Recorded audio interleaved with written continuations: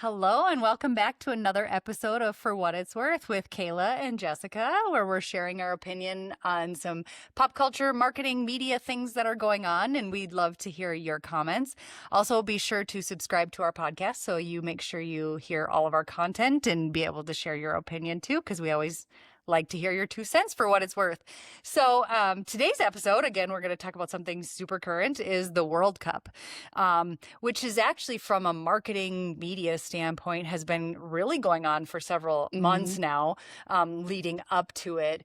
But something really interesting that I want to kick off our conversation about is paid sponsorships versus organic. So there are official sponsors of the World Cup, the FIFA World Cup, such as like Coca-Cola, Hyundai, Kia, Adidas, obviously is the biggest one with the clothes.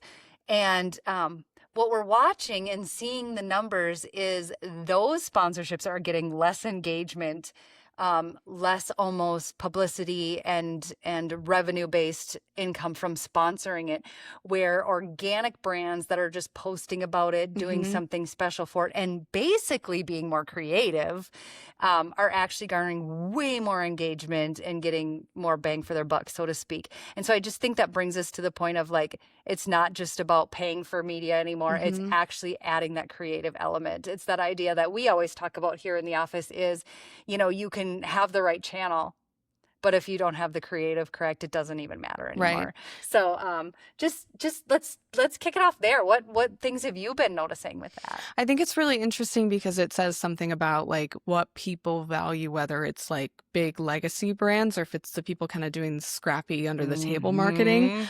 So I think that's a really good point here because a lot of this is kind of igniting. We were seeing that like youth soccer in America right now is going through the roof because it's so popular. Like Skyrocketed. it's just all this publicity is crazy. And you're seeing all these people from other countries come here and have like a grand old time. Like the Scottish in Boston was hilarious. Yes, like it's too good. And so like it's bringing all these different people who have such a love for the sport here. And I feel like they see all the people around the stadium. Like, I think it's really easy to be like, oh, there's another Coca-Cola sign and there's another whatever. But I think it's more fun for fans to kind of see those like more organic moments because it feels less corporate kind of. And it doesn't feel so intentional. It's a little more like, here we are in this moment, just like you, that sort of thing. It's more relatable in that sense. So I'm not surprised that we're seeing that. And all of these like paid sponsors are, I mean, they're paying hand over fist to get this publicity. It's insane. And I mean, it's going to pay off well for them in the end. But compared to these other brands that are doing that more entertaining spur of the moment stuff, they're winning a little bit better. And I think it's just a masterclass in like understanding when it's time to plan and when it's time to just do. For sure. Yeah, it's been interesting to watch too of, you know, I think the popularity of it, I mean, the fact that the World Cup's in the US or North America, I know there's some games across North America, but of how much that publicity has drawn. And I think part of that has to do with when we can watch it, right? A lot of people talk about that viewership because it's, you know, we don't have a huge time difference or anything. And so what does that mean? What's interesting is the U.S. How far does the U.S. go? And typically we're not known to go very far in the tournament. Like it's, you know, soccer, which again, the fact that we're the only ones that call it soccer kind of shows that. There's a lot of things going viral with people being like, I didn't realize we had a team. I thought people were just coming here to hang out. I didn't know we had to cheer for somebody over here, which is funny. But it'll be interesting to watch the advertisements and what happens to that based on how far the U.S. goes, right? Because, of course, those are going to be the biggest games that are tuned into by, you know, our country, obviously. And if we don't go very far, where will those ad spends go and what will happen? And will it fizzle out towards the end? Because I think we still have about 2.5 weeks or so before the finals, or a couple weeks here, to see what happens. So that'll also be interesting to watch. I know the other aspect of this that we've talked about quite a bit is logo placement, right? And I've actually seen this over the past, I don't know, 10, 15, 20 years of, you think about these stadiums now across the country, whether it's baseball, football, anything, are named after brands, right? I mean, let's look at Minnesota. We got Target Field. We have US Bank Stadium. I don't think it's XL Energy anymore. It's Grand Casino. Yes, because the naming rights, right? You only get it for so long. But what's been really interesting is these stadiums, because there's already these paid sponsors and you can't upset them, have to cover their logos. Like, we can't have product placement, right? And so they're having to cover everything, and which is a significant cost and a significant feat to have to cover these massive building signs and structures to make sure that there's no sponsors that aren't paid being shown. And what's happening with that, like, is it actually pushing those brands to have more equity? Because people are like, what is that? Why is that? You know, it's the idea, if you leave it alone, it's not as noticeable, but if you're trying to hide it, people want to know what it is. I think that's been fun to watch. Yeah, it's been hilarious, because I think Levi Stadium is the most famous one, where they have to do what's called the clean site policy, which is when they scrub everything or basically tape it up, essentially. Just like, tarps, tape, whatever it takes, you know. So Levi's had to cover up their big logo on the outside of the stadium, but it looks exactly like the Levi's logo. You can see the outline, you know what it is, but it's just white. It's just covered in a cloth or something. And so all these other brands, like, I think Levi's changed all their profile pictures to be that white covered logo, and then these other brands are like, we're with you, man, and they're covering their stuff play up on too. that. Brilliant. It's Again, hilarious. In the moment. Let's market in the moment. I just think that's absolutely brilliant. Yeah, no, it's so good. And that's what makes it funny, is it's just like all these fans are walking up and noticing it and being like, that's ridiculous. And then we'll all see it on social media later and we're like, that's funny because I just saw it. So it's like a very like shared moment thing. And that goes to what we were talking about before. Like, it's just organic. That's all it is. Right. And it's been interesting that even the announcers, like, how hard is that to call it? They have to rename it when they're talking on the air or when they're advertising it, right? It's like San Francisco Bay Area Stadium, which has always been known as Levi. But I know we were chatting a little bit too about Atlanta Stadium, Mercedes-Benz, and they had an exception. So I'll let you kind of share your thoughts on that. Yeah. So because they have like a retractable cover over that stadium, Mercedes-Benz has branding. So when you look up, you see the logo. And so it's a structural part of the stadium, which means that they can't scrub it. There's nothing you can put up there that's going to like what? Are you just going to stick some tape up there on every single thing? And it's also like extreme cost to do that as well. It's just impossible. So they got a free pass because there's nothing they can do, but they still have to call it something else, like Atlanta area stadium or something. So it's just, I just feel like it's drawing so much more attention doing it that way. It is, and they have to understand that. And of course, it's just like, it's really just to help the sponsors sleep at night, knowing that they spent all this money and they're going to have a clean slate to work with. But it's just funny, like, you think it's gonna stop anything. So it's working out great for these people that aren't sponsors. I think about Mercedes-Benz. Heck yeah.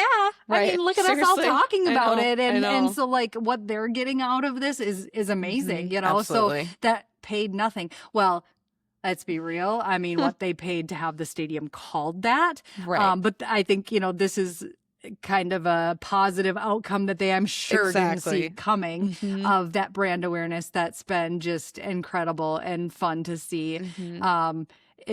You know, I think about back when I was a kid, product placement was, you know, a thing. I think about one of the most iconic product placements was E.T.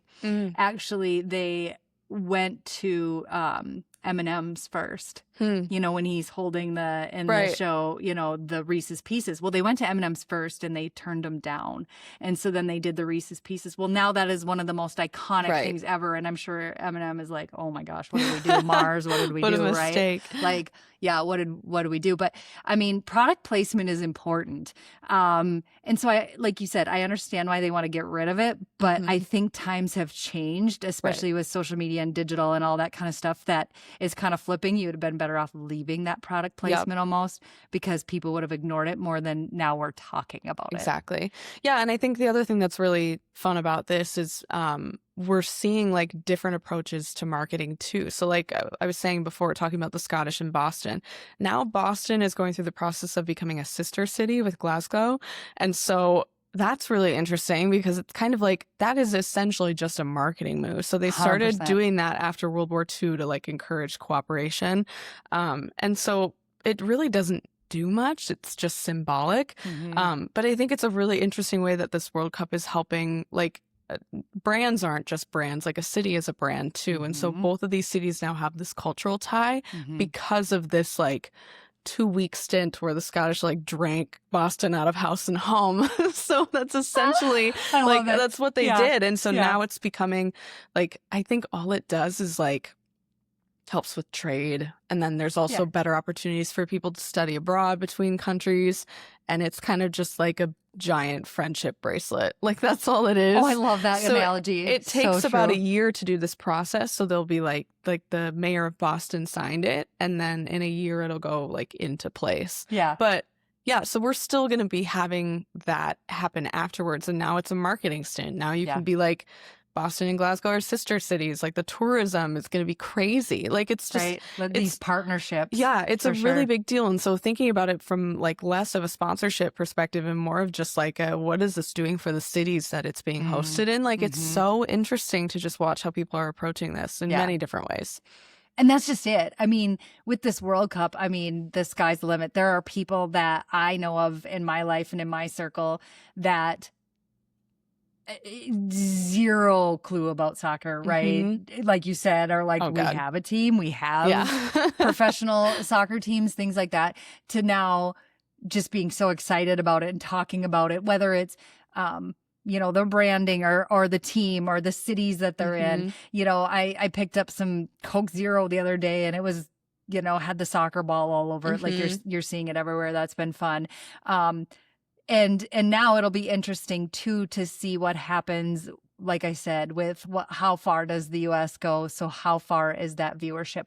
But I mean, there is a flip side to this. This is a worldwide thing. Yep. And so, like you said, it's not just the United States and United States brands that are benefiting from it, but worldwide. And so, because let's be real, soccer, or what the rest of the world knows it as, football, is the biggest sport in the world. I mean, it's one of the oldest. And so it's a big deal. And it's a big deal, I think, for North America to have it and be exciting, and brands to have it and watch what happens, these sponsorships. And just keep in mind, I know this is a grand scale, right? It's the World Cup. It's brands that have billions of dollars to spend on marketing. But if we bring it back down to a local level or a smaller level, the marketing concepts are still the same. Yep. It's the organic. It's the not sponsored stuff. It's the not in your face. It's the things you're not doing. You know, covering it up, not communicating is communicating. And what does that mean? So I find that really interesting, and I love that as an example of not doing something does something. So. No, exactly. We'll be watching to kind of see what the U.S. does. I know one of our biggest players got a red card and he's out for the next game. So we'll see what happens. We'll be watching it. And I think just to wrap things up, like in general, like we're just kind of, this has been the first time that this has happened here in 35 years I think so. nearly. Yep, it's very, very close to that. So I think it's just, we're seeing what happens when all of these different countries are kind of focused on what's going on in the US, and these brands are having a heyday with it. Like it's just going crazy. Whether you're involved or you're not, like there's opportunities everywhere. And so I think in general, like it's the thing to watch right now. It's been bigger to me than the Super Bowl was this past year. Like compared to the stuff that was happening back then, I know we did an episode about that. That to me is just like, oh my gosh, gone out of my head. Like all I can think about is World Cup. So it's been a very interesting cultural moment. We're excited to see where that goes. Yeah. So that's our 2 cents for what it's worth. But we want to hear from you. What do you think about covering the logos? What do you think about marketing organically versus sponsored, and where is that headed, and what are your thoughts? So please share that with us. We'd love to hear, as you just heard our 2 cents for what it's worth. So make sure, like I said, you continue to follow us so that you continue to hear our content, hear our comments, and we'd love to hear yours.